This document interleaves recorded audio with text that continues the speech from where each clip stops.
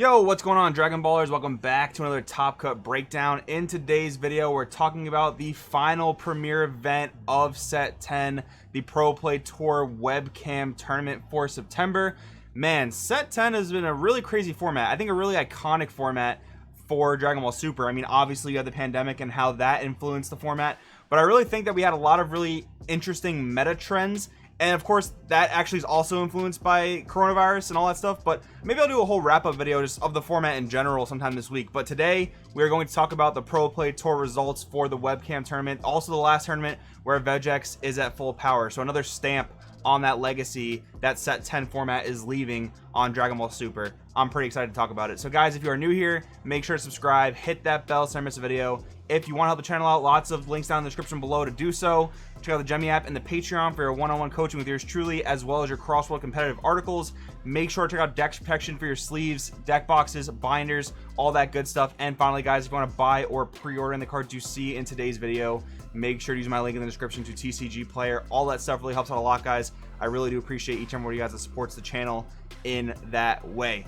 That being said, let's list off the top 16 128 player tournament, one of the largest tournaments we've been able to have in Set 10 format thanks to coronavirus. So anyway, let's break down this top 16. So we had 4 Vegex, 2 Reboot Gohan, 2 Invoker, 2 Cell Surge, 1 Gotenks, 1 Clash of Fates Goku, 1 Zamasu, 1 Yellow Baby, 1 Agent of Destruction Bibbidi/Boo, and 1 Android 21. Okay, this is really interesting. I mean, there's such a diverse mix-up from week to week in this format, and that's one of the things that's been so cool about it. And what's really awesome too is Jamal, one of the teammates here at Crosswell TCG, he just wrote an article for the Patreon, one of the free teammate articles that we posted on Sunday.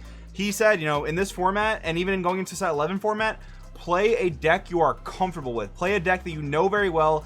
It doesn't have to be the best perceived deck in the meta, but if you're comfortable with it, if you know how the deck works in and out, and you get that bit of a surprise factor in your opponent because they don't quite know what the deck does, that's going to reward you a lot more than just playing, like, you know, the perceived best deck and not really knowing what you're doing with it, right? That's gonna benefit you a lot more. So anyways, of course, we gotta talk about Vegex. It is the last time Vegex will be at full power here, and if you take anything away from this video, let this just be the last hurrah for full power Vegex. No surprise to see it taking down the majority of this top cut when Bibbidi's at full power, and having some tournaments with Bibbidi nerfed, looking back mostly to the CGU 1K from last week, there's such a difference in power from Vegex with a full power Bibbidi that can reach anything from 20 to 30k combo power by like turn 2, turn 3. You know, it's that limited 15k combo power Vegex, and this really just means a lot going into Set 11. And the number one thing we're gonna do with this list, this top 16, is talk about implementations for Set 11, because this is really the last format, the last tournament of Set 10 format. I mean, so with that being the case, we do have to look how it's going to affect Set 11. So Vegex, the power level, just having that full power Bibbidi compared to that 15k Bibbidi, it honestly feels like a completely different deck. Yes, we're getting a lot of good black support in Set 11. We're getting a lot of overwhelm support, and not so much of that is necessarily usable in Vegex. I don't really think the Vegex game plan really changes too much going into Set 11. You really just want to abuse the fact that you can play the free time agents, the free Supreme Kais of Time, and the free Gotenks Unison. It's just so much free value, and you're losing a bit of that free value with the Bibbidi nerf, but there's still a lot of zero energy and very cheap, powerful things that Vegex can do. Do I think going into Set 11 it's going to, you know, take over 1/4 of a top cut like this? I don't really think so. I don't foresee that going forward. I do think it's actually gonna be one of those decks that kinds of like hits or misses in certain formats. Like, I think, you know, when there are decks in the format that don't necessarily answer the Vegex fusions, decks that kind of fold over to Koitsukai, I think Vegex will do a lot better because it is one of those decks that can main deck Koitsukai probably the best, because it is a black mill deck that doesn't actually overwhelm constantly like a lot of other black decks do. So you can really abuse Koitsukai well. You can abuse Fu Mission Accomplished, although with the Bibbidi nerf, is it really a case to play for Fu Mission Accomplished? Maybe, because it does give you access to any card in your deck that you choose to mill. That was obviously super powerful with Bibbidi in particular, but without Bibbidi, is playing Fu Mission Accomplished going to be 110% worth it just to get back like your Vegex fusions. And of course you can get back your other super combos. We are getting a really strong black super combo, the Vegeta super combo in set 11, much like all the other colors are getting. They basically say, you know, put one card from hand at the bottom of the deck and draw 2 cards. That is a really powerful super combo. It's definitely a solid replacement for Bibbidi, not quite as powerful in terms of, you know, letting the deck be super aggressive, but letting the deck filter, letting the deck, you know, get rid of dead cards in hand, that is still gonna be quite good. So I definitely expect to see Vegex continue to top here and there, but nowhere near as dominant as it once was. Reboot Gohan though, next deck we're talking about, a bit of a different story. This deck seems like it will remain a dominant force because there are actually a lot of reasons for this. It's such a cheap and strong deck to play that it's very accessible to the player base. And once again, keep in mind, this was a best of 1 format, and we know at this point that Reboot Gohan is going to absolutely shred the competition in a best of 1 format, and that was no surprise here, taking up a lot of slots in this top 16 compared to the rest of the field. So that being the case, I mean, this deck is, there's not much you can do to nerf this deck without either like errataing or banning the leader, and I'm not at all calling for that. I think the deck is in a particularly good place. There are some decks that Reboot Gohan absolutely smashes. You just steamroll certain matchups, but some matchups like Yellow with Release from Evil, they're a lot harder to beat, and maybe that's a bit too skewed of a matchup spread for Reboot Gohan. You know, sometimes you go into a matchup it'll be super easy, sometimes you go into a matchup it could be a lot more difficult, especially if they have floodgates like Topo types of cards, even though Reboot Gohan can answer Topo types of cards. But besides that, you know, blue with a lot of dimension magics, least coercions, things like that, that can pose a bit of an issue for Reboot Gohan. Not to mention any deck that can pretty much main deck Zamasu, Sacred Disbelief.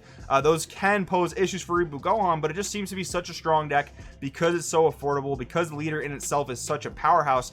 And what can you do to the deck if you don't errata or ban the leader, right? The deck is just going to remain powerful. You play a lot of, you know, 1-drop weenie aggressors, and you have a really powerful deck right there. I like the fact that it's a budget deck because for a while now in Dragon Ball Super, we haven't been able to say that there's been a really strong budget deck, at least for maybe like 2.5, 3 formats now. But it is good to see that there is a budget deck doing quite well. Next up, Invoker. It really seems like Invoker has found its place in the meta to consistently top. I'm pretty sure for the past month now, it's hit every single top cut since that one event. I think it was Top Cut Events where it took like 3 slots out of the top 8, a very big majority of that top 8. And it's been consistently topping. You know, we saw it in the beginning of set 10 format, and then it was nowhere to be found for weeks and weeks and weeks.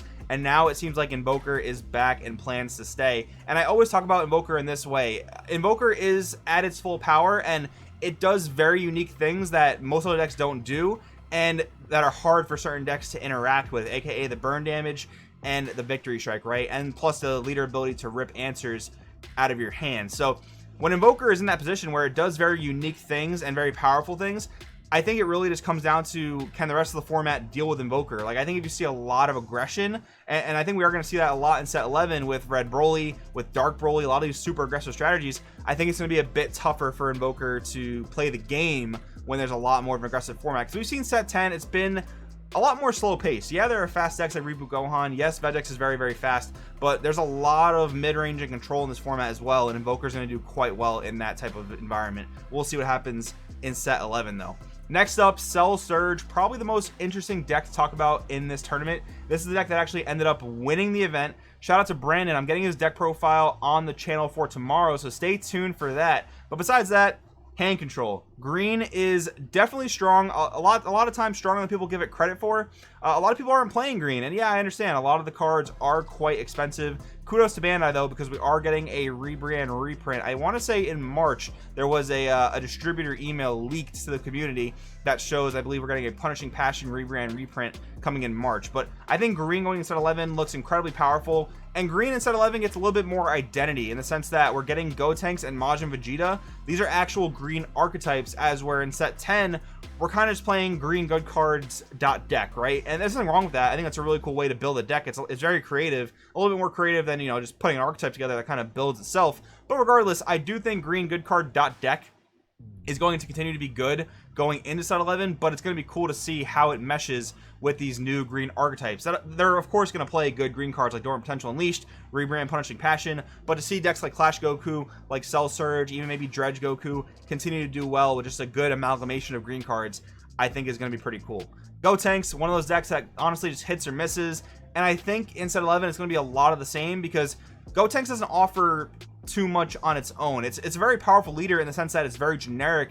You can play a lot of different strategies with it, but it's not a powerhouse of a leader like for instance Invoker leader is, Reboot Gohan is, or even Vegex leader is. It's a very medium leader, does very consistent and strong things. It's more of the main deck that makes this deck, and honestly, you know, there are going to be certain tournaments where yellow's in and out. We've seen it week and week again. Gotenks is in, Gotenks is out. Sin Shenron's in, Sin Shenron's out. And I think we'll just continue to see that trend unless green gets a really crazy deck in one of these upcoming, you know, products. You know, we're probably not getting anything too crazy in yellow until set 12 maybe. I mean, we don't know what we're getting in set 12, but set 11 doesn't look too insane for yellow. I think that Garlic is interesting. I think that Skillless Gohan will have meta potential, but I don't think it's going to be too dominant like we've seen yellow be in previous formats. Clash Goku, once again, same conversation we had with the mono green stuff, an amalgamation of just good green cards deck, and I think it's going to continue to do well into set 11. Once again, we'll see how it does alongside certain decks like Gotenks, like Majin Vegeta. We'll continue to see how that progresses. Next up, Zamasu. Now, last week, blue actually missed the top cut, you know, or I guess I should say the typical blue decks that we're used to seeing being Zamasu and Vegito. Now, Vegito did miss this top cut, but we do see Zamasu here today to represent blue, unlike last week where we saw Soul Striker. And, you know, not too surprising. I think blue is in an interesting spot going into set 11 because none of the blue stuff in set 11 seems to outclass the blue stuff from set 10, at least in initial testing. Blue Baby and Blue SS4 Vegeta, they do seem to be powerful, but they offer different things to blue than Zamasu and Vegito do. And I think when you're trying to build your blue deck, Baby's a little bit more streamlined, but SS4 Vegeta, Zamasu, Vegito, Soul Striker, SS3 Reboot, these decks really just want to play the best blue cards in the game, and these leaders just offer different things to that blue shell. So that being the case, I think we'll see a lot of blue diversity in set 11. I think we'll see Zamasu here and there, Vegito, all types of Gokus. I think we'll see Baby, and I think we might just see a revolving door of different types of blue decks, you know, depending on the player, depending on the player preferences. I think that's what we'll kind of see. Yellow Baby, I would have never expected this deck to top in a million years, to be honest. There was a format where it was arguably the best deck in the format, but then a card like Godsling Technique Trunks came out, then Charismatic Villain Frieza came out, and it seemed like this deck just got answered by everything. It was still struggling to do well even in Surge format, but now it's pretty much a combo deck that gets answered by quite a lot of things. But it's really cool to see it here. I mean, it is an aggressive deck in a best of one format, so I can't say that I'm too surprised to see it.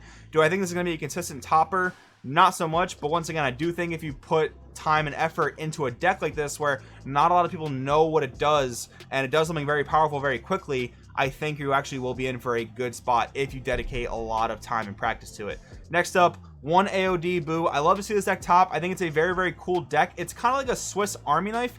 AOD Boot just seems to do it all. You can play the mid-range game, you can play the aggressive game because you have a lot of good 15k and 20k spam, and you do a few things for 0 energy, like your Leader's Awakened side, playing 20k AODs for 0 energy, obviously quite powerful. And you can just play in all mediums of the game. Even the Android 13 counterplay is a very, very strong card, especially against things like Topo, for instance. Very strong there, so very cool to see AOD get in the top cut here. And then Android 21, unfortunately, this is the deck that I know least about because I don't know which 21 it was. I believe it was a good 21 from the Expert deck, but even then, I don't really know what the main deck contents really consisted of. So I would love for you guys that know more about it to drop it in the comments below. I think PPG is going to post a deck list for the tournament at some point. I don't really think I want to say too much about this because, again, I don't know really what the main deck contents were, but I do want to repeat what I said before about Yellow Baby, where if you take a deck like this that is very obscure in the meta and really just a rogue deck and you put a lot of time into it, I think you're going to see very, very positive results. So overall, guys, moral of the story, pick a deck you're comfortable with, pick a deck that you like that does powerful things, and practice it until you're tired of it. And if you do that, I'm pretty sure you're going to see good results going into next format, as well as any remaining tournaments you might have in set 10 format. But guys, hopefully you enjoyed the video. If you did, let me know in the comments below. Thanks for watching. I will see you guys next time.